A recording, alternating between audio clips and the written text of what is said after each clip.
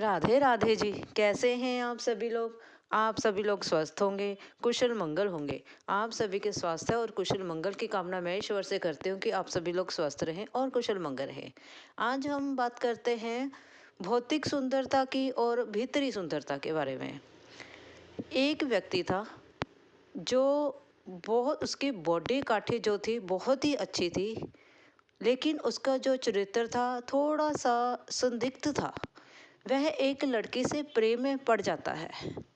वह लड़की बहुत ही सुंदर होती है और उसकी बुद्धि जो है वह ऋषि मुनियों की तरह होती है। वह लड़की को हर रोज परेशान करता। वह लड़की से कहता कि मैं तुम्हें बहुत प्यार करता हूँ और तुम्हें मैं बहुत अच्छे से रखूँगा, क्या तुम मुझसे शादी करोगी? लड़की इसके लिए रजामंद नहीं थी। चलो, वह हर रोज लड़की का पीछा करता क्योंकि लड़की सुंदर ही बहुत थी। फिर लड़की ने सोचा यह व्यक्ति तो हर रोज मेरा पीछा करता है, जो ठीक नहीं है। उसने फिर उस लड़के से कहा तुम मुझे 7 दिन का वक्त दो, मैं तुम्हें सोचकर बताऊंगी। 7 दिन बाद मैं तुम्हें उस जगह पर मिलने आऊंगी। इतना कहते हुए उसने 7 दिन का समय ले लिया। लड़का जो था वह लड़की से बहुत प्रेम करता था, इसलिए वह 7 दिन जो है गिन गिन कर निकालने लगा। वह सपनों में भी लड़की को देखने लगा। सपनों इस तरह बुनने लगा कि वह जान मानो कि वह लड़की से किस प्रकार से मिलेगा, क्या बात करेगा। सारा दिन इसी उलझन में उसका निकल जाता। और जो लड़की है उसने सोचा इस व्यक्ति को मैं किस प्रकार से शिक्षा दूं ताकि इसे समझ में आए। उस लड़की ने सोचा यह जो व्यक्ति है मेरी बाहरी सुंदरता को देखकर मुझ पर फिदा हो रहा है। इसलिए उस लड़की ने क्या किया, अपना खान पान बहुत ज़्यादा बढ़ा दिया, जिसके कारण उसकी जो तबीयत है वह बिगड़ गई। बिगड़ जाने के कारण उसकी तबीयत इतनी ज़्यादा बिगड़ गई कि उसकी हालत इतनी ख़राब हो गई कि उसे मतलब कि दस्त वगैरह हो गए, जिससे उसकी शरीर जो कंकाल की तरह बदल गया। 7 दिन का समय निकल गया। लड़के और लड़की ने वही मिलना था जहां उन्होंने जगह तय की थी। दोनों मिलने लगे। जब मिलने गए, लड़का उस लड़की को देखकर पहचान नहीं पाया और लड़की ने कहा मैं वही सुंदर लड़की हूँ जिससे तुम शादी करना चाहते थे। लड़का नहीं मानता है, वह कहता है नहीं, तुम वह नहीं हो, क्योंकि दस्त लगने के कारण वह लड़की जो इतनी पतली और कंकाल के रूप में हो गई थी और उसका जो गोरा इतना रूप सुंदर, उसकी जो बॉडी थी वह सब मतलब कि अच्छी नहीं दिख रही थी। उसका रंग भी लड़की का काला पड़ गया था। इतनी ज़्यादा वह कमज़ोर हो गई थी। आप ज़रा सोचो कितनी कमज़ोर होगी होगी। बहुत कमज़ोर हो गई थी वह लड़की यकीन दिलाती है कि मैं वही लड़की हूँ जिसे तुम शादी करना चाहते थे। वह लड़का जो है नहीं मानता। फिर वह लड़की कहती है चलो मैं तुम्हें वहाँ ले जाती हूँ जहाँ मेरी सुंदरता पड़ी है। वह लड़की जो है उस लड़के को वहाँ ले जाती है जहाँ वह बीमार थी। उस जगह को देखो, वह जगह इतनी गंदी और दूषित हो चुकी थी कि वह लड़का वहाँ खड़ नहीं पा रहा था। इसको देखते हुए वह लड़का यह सोचता है कि बाहरी सुंदरता को देखकर मैं कितना इसके ऊपर फिदा था कि जो आज मैंने इसकी भीतरी सुंदरता को देखा। फिर लड़की जो है उस लड़के को समझाती है कि तुम मेरी बाहरी सुंदरता को देखकर मुझसे शादी करना चाहते थे। सुंदरता बाहरी नहीं होती है, सुंदरता भीतर की होती है।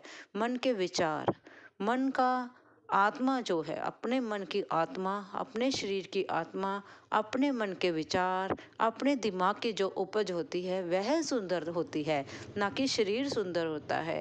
वह सुंदर शरीर भी क्या करेगा अगर दिमाग में गंदगी भरी हो। वह लड़की उसे नाना प्रकार के उदाहरण देकर सभी बातें समझाती है कि इंसान भीतर से सुंदर होना चाहिए, बाहर से सुंदर नहीं होना चाहिए। अगर बाहर से सुंदर नहीं भी है, अगर उसका भीतरी आत्मा और उसके विचार अगर सुंदर हैं तो वह अपने आसपास को भी उसी प्रकार से सुंदर बना लेगी। वह गंदगी में भी गुलाब के फूल खिला देगी।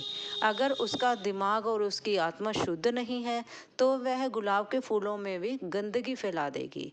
इस प्रकार से लड़की ने नाना प्रकार के उदाहरण देकर उस व्यक्ति को समझाया और उसके व्यक्ति के भी दिमाग में यह बात घुस गई कि हाँ, यह लड़की सही कह रही है। यह उस लड़के की बात नहीं है, यह हम सभी की बातें हैं।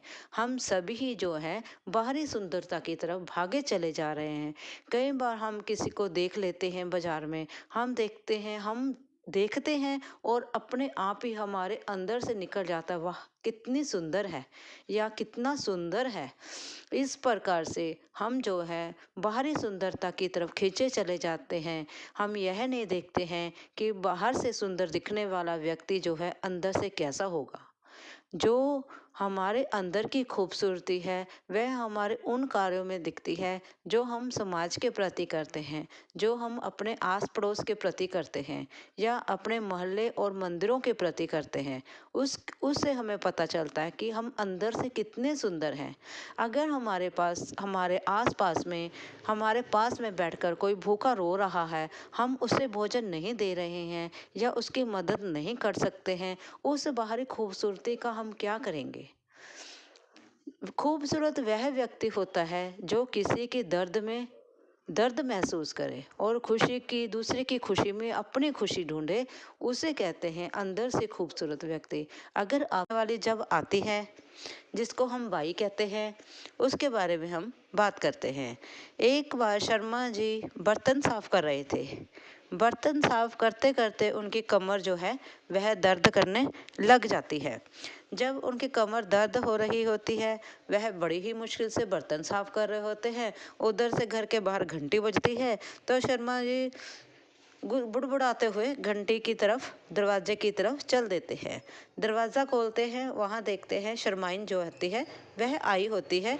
उसके साथ एक महिला होती है और एक पड़ोसन होती है।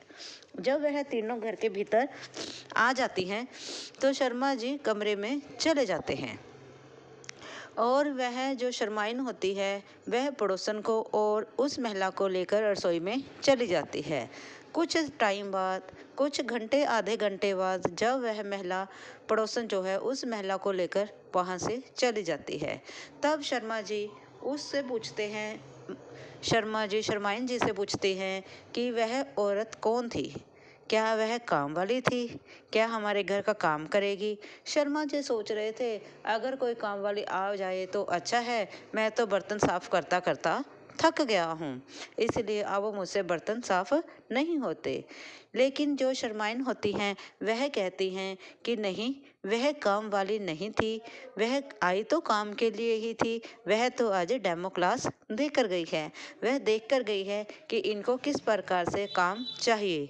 ये अब वह फैसला करेगी कि वह काम करना चाहती है या नहीं चाहती है और कितने पैसे लेगी। इस प्रकार से वह बात को बीच में रखते हुए वहाँ से चली जाती है और मिसेस शर्मा जो होती हैं वह अपने पति से इसी प्रकार से बात करती हैं।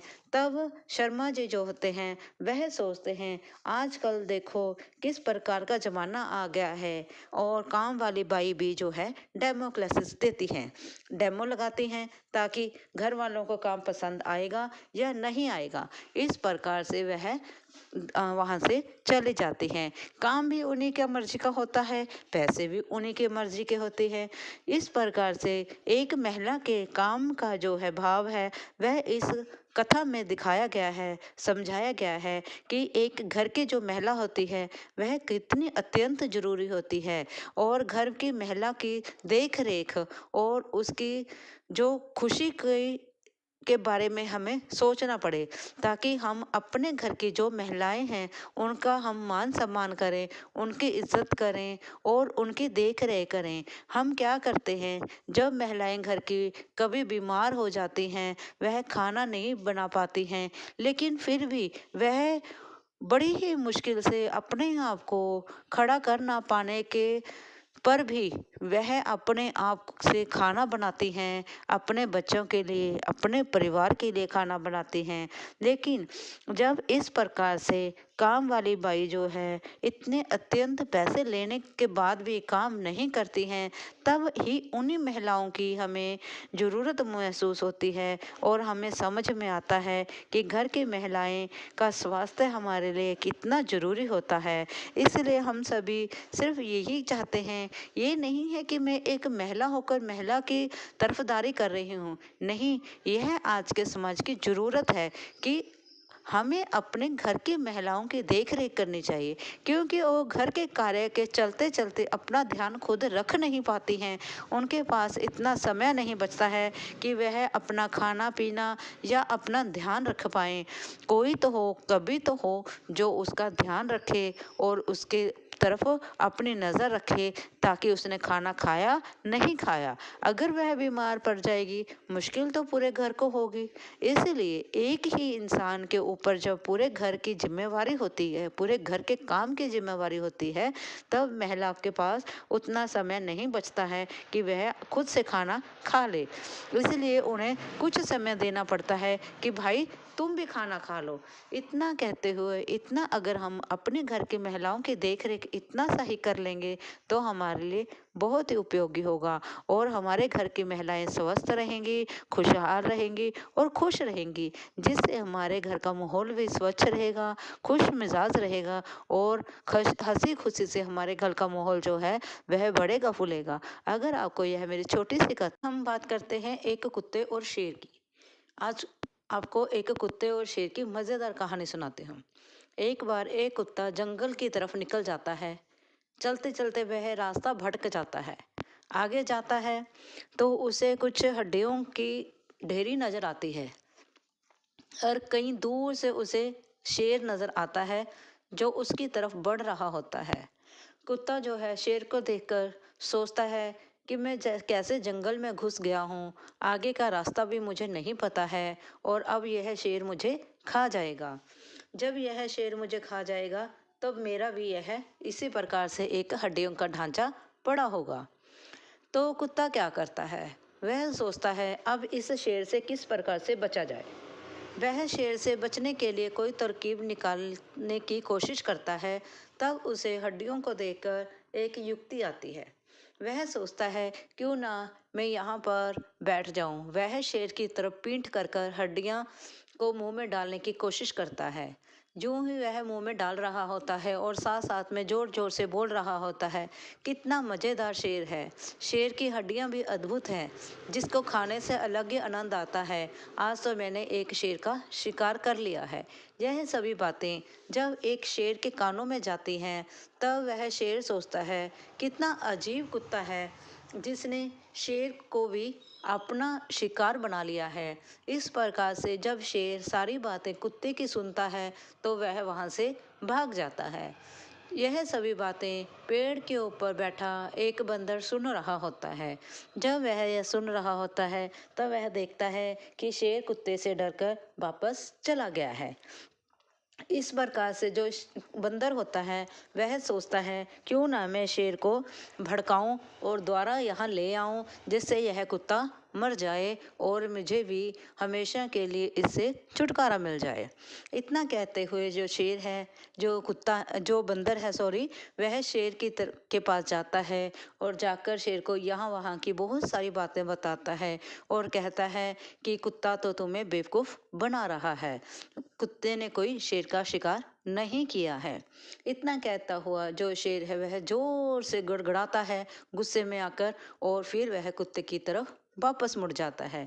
जो ही जो शेर है कुत्ते की तरफ जाता है, तब कुत्ता देखता है कि शेर दोबारा से मेरी तरफ आ रहा है। तब वह सोचता है कि अब तो मैं मर ही जाऊंगा। इतना सोचते हुए वह फिर हड्डियां की तरफ बैठ जाता है और शेर की तरफ पीठ कर लेता है और फिर जोर जोर से बोलने लगता है, बंदर को मैंने कितनी देर से भेजा था, कितनी देर हो गई है, 2-3 घंटे हो गए हैं, शेर जो बंदर है अभी तक शेर को लेकर आया ही नहीं है। काश बंदर जो है शेर को ले आए और मैं शेर को अपना भोजन बना लूं। बड़ी जोरों से भूख लगी है, पेट भी गुड़ गुड़ कर रहा है। अब तो मेरे मुंह में पानी आ रहा है और मैं शेर को अपना शिकार बनाना चाहता हूँ।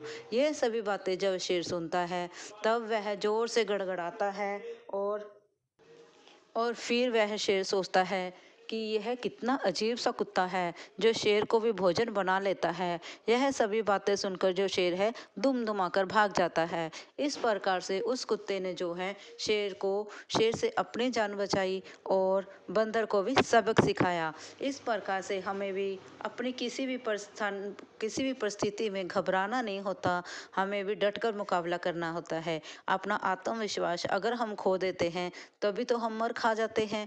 हमें अपना आत्मविश्वास नहीं खोना है, तभी तो कहते हैं डर के आगे जीत है। अगर हम डरेंगे नहीं तो हमारी जीत निश्चय है, क्योंकि अगर हम डर जाते हैं, पहला डर, दूसरा हमारी गलती, इससे हम मार खा जाते हैं। इसलिए हमें डरना नहीं है और हमें बिना डरे अपनी मुसीबत से लड़ना होगा, तभी तो हम जीत पाएंगे। इस प्रकार से अगर आपको मेरी यह राधे राधे जी, कैसे हैं आप सभी लोग स्वस्थ होंगे, कुशल मंगल होंगे।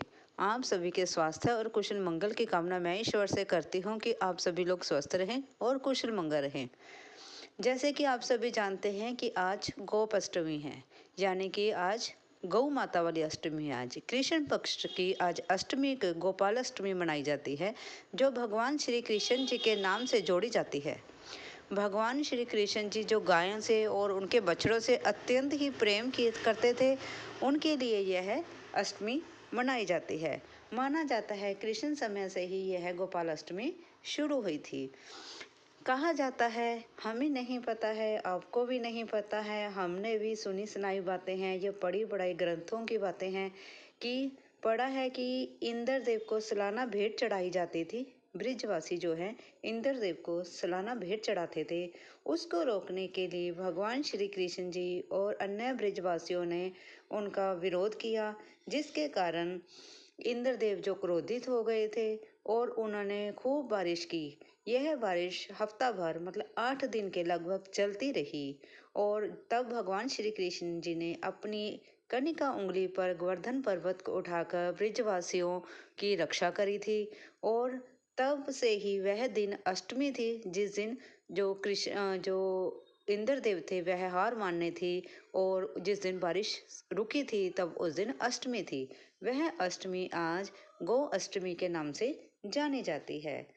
हमारे हिंदू समाज के में वैसे भी गाय को गाय माता का दर्जा दिया गया है। कहा जाता है कि सुबह उठते ही अगर जब हम घर से बाहर निकलते हैं, अगर हमें गाय माता के दर्शन हो जाए तो हमारा दिन बहुत ही भाग्यशाली रहता है और हमारे जिस काम के लिए हम निकलते हैं वह अच्छे से संपन्न हो जाता है। आज के समय में गाय को दूध निकालकर उसे ऐसे ही सड़कों पर छोड़ दिया जाता है, जिसके कारण गायें जो है कचरा खाने के लिए मजबूर हो जाती हैं। मैंने भी कई बार रास्ते में देखा है कि गायें लिफाफा जो पॉलीथीन होते हैं वह चबा रही होती है। कोशिश तो कई बार की है कि उस लिफाफे को हम छुड़ा लें, जहाँ तक हो बन पड़ता है छुड़ा लेते हैं, लेकिन कई बार ऐसे होता है कि गाय कोई गुस्से में होती है तो हम उसे नहीं छुड़ा पाते हैं। जब हमारे समाज के गाय का इतना ज़्यादा अनादर होगा तो वह समाज कहाँ जाएगा? वह उस समाज का, उस विश्व का क्या होगा? वह तो भगवान भरोसे ही होगा। देखो कितनी सुंदर सुंदर गौशालाएं बन गई हैं और देखो इससे हमारे घरों से ज़्यादा सुंदर हैं। और जहाँ पर एक अत्यंत मध्य स्वर में, ध्वनि में म्यूजिक चलता है, वहाँ पर संगीत चलता रहता है, जिसमें श्री कृष्ण जी के भजन लगे होते हैं और गायों को हरा चारा दिया जाता है और भी नाना प्रकार की चीज़ें गौ को दिया जाता है। इसलिए गौ माता की सेवा करें और जो है पुण्य के भागीदार बने। कोशिश करें कि गाय आपको दिखे तो उसकी सेवा जरूर करें। बस मैं इतना ही कहती हूँ। आपको गौ माता के इस दिन की, पवित्र दिन की हार्दिक शुभकामनाएं। आपका दिन मंगलमय हो और आप खुशहाल रहें। धन्यवाद जी। राधे राधे जी। कैसे हैं आप सभी लोग? आप सभी लोग स्वस्थ होंगे, कुशल मंगल होंगे। आप सभी के स्वास्थ्य और कुशल मंगल की कामना मैं ईश्वर से करती हूँ कि आप सभी लोग स्वस्थ रहें और कुशल मंगल रहें। आज हम बात करते हैं एक सेठ जी के घर के बाहर खड़े हुए भिखारी के बारे में। एक सेठ जी के घर के बाहर एक बार एक भिखारी भीख मांग रहा होता है। भीख में क्या मांग रहा होता है? वह रोटी मांग रहा होता है खाने के लिए। वह भिखारी भी अद्भुत था। बहुत ही अच्छा भजन गा रहा होता है और साथ साथ में रोटी मांग रहा होता है। और उस सेठ के घर में जो सेठानी होती है वह भी अद्भुत होती है। वह उसे आवाज़ लगा रही होती है, मैं आ रही हूँ रोटी लेकर। लेकिन वह रोटी हाथ में लेकर खड़ी रहती है। वह जाती नहीं है, खड़ी रहती है। इसी प्रकार से वह जो भिखारी है भजन गाए जा रहा होता है, साथ में रोटी मांग रहा होता है। लेकिन सेठानी जी को वह भजन बहुत ही प्यारा लगता है, इसलिए वह अंदर से आवाज़ें लगा रही होती है, मैं आती हूँ रोटी लेकर, तुम जाना मत। तो वह भिखारी भी इसी आस में खड़ा रहता है कि वह सेठानी जो है रोटी लेकर आएगी। खड़े खड़े वह काफ़ी देर से ही भजन गा रहा होता है। अंदर जो सेठ जी बैठे होते हैं वह भी सभी देख रहे होते हैं। वह चुपचाप सभी कुछ देख रहे होते हैं और कुछ बोलते नहीं हैं। आखिरकार थक हार कर सेठ जो है वह सेठानी को कहता है, तुम हाथ में रोटी ले खड़ी हो, तुम उसे देती क्यों नहीं हो? वह कब से तुमसे रोटी मांग रहा है, तुम आराम से खड़ी हो। तब सेठानी कहती है, सुनो जरा, कितना सुंदर कहती है वह। जो सेठानी है वह कहती है कि मैं जो उसका भजन सुन रही हूँ, वह जो भिखारी है बहुत ही सुंदर भजन गा रहा है। मुझे उसका जो भजन है बहुत ही प्यारा लगा, इसलिए मैं उसका चुपचाप भजन सुन रही हूँ। अगर मैं उसे रोटी दूंगी तो वह रोटी लेकर आगे चला जाएगा, लेकिन मैं उसका यह प्यारा भजन सुनना चाहती हूँ, इसलिए मैं रोटी लेकर नहीं जा रही हूँ। इसी प्रकार से हमारा जीवन होता है। हम भी भगवान जी के मंदिर जाते हैं, उनसे प्रार्थना करते हैं, लेकिन वह सब सुन रहे होते हैं। वह हमारी जो प्रार्थना है स्वीकार नहीं करते हैं। बोलो क्यों? इसलिए ये नहीं करते हैं क्योंकि उन्हें हमारी प्रार्थना प्यारी लगती है। उन्हें हमारी प्रार्थना करने में आनंद महसूस होता है। लेकिन वह हमारी इच्छा पूरी करने के लिए बैठे हैं। वह हमारी इच्छा पूरी करना चाहते हैं, लेकिन वह चाहते हैं कि थोड़ी सी हमारी प्रार्थना जो है वह और सुनना चाहते हैं। वह आनंदित हो रहे हैं। इसीलिए हमें भी अपना कार्य छोड़ना नहीं है, सभी कार्य करने हैं। हमें मंदिर जाना नहीं छोड़ना है, भगवान से प्रार्थना करना नहीं छोड़ना है। भगवान तो हमारी पूरी करने के लिए बैठे हैं, वह हमारी इच्छा जरूर पूरी करेंगे। लेकिन हम उस सेठानी की तरह भजन सुनने के बाद, उसी प्रकार से हमारी प्रार्थना सुनने के बाद ईश्वर हमारी जरूर सुनेंगे। जैसे कि कई बार हम क्या करते हैं, हमें कोई तकलीफ आ गई तो हम क्या करते हैं, मंदिर जाना छोड़ देते हैं। क्या जब हम बीमार होते हैं भोजन खाना छोड़ देते हैं? नहीं ना। फिर अगर हमें थोड़ी सी कोई शारीरिक परेशानी हो रही है तो हम भगवान के पास जाना क्यों छोड़ दें, मंदिर जाना क्यों छोड़ दें? यही तो भगवान जी हमारी परीक्षा लेते हैं कि हमें थोड़ी सी परेशानी देते हैं और देखना चाहते हैं कि हम परेशानी में मंदिर आना छोड़ देंगे या नहीं जाएंगे। इस प्रकार से हमें कुछ भी छोड़ना नहीं है। अगर हमने भोजन छोड़ दिया तो हम जीवित नहीं रहेंगे। अगर हमने मंदिर जाना और भगवान के बारे में छोड़ प्रार्थना करना छोड़ दिया तो हमारे पास तो कुछ भी नहीं बचेगा। भगवान ही तो हमारा अंतिम सहारा होते हैं, उनके बिना हमारे पास कुछ भी नहीं है। इसीलिए हमें भजन कीर्तन नहीं छोड़ना है, ईश्वर से प्रार्थना करना नहीं छोड़ना है, क्योंकि भगवान सबकी सुनते हैं, हमारी भी सुनेंगे। परमात्मा की आस लगा कर रखें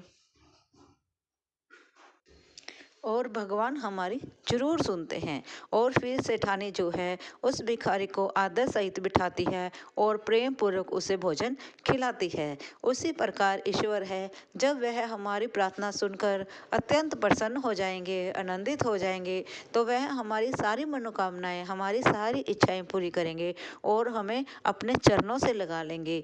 बस इतनी सी ही बात है, हमें अपना संयम नहीं खोना है और भगवान पर पूरी श्रद्धा भावना के साथ साथ उन पर विश्वास रखना है।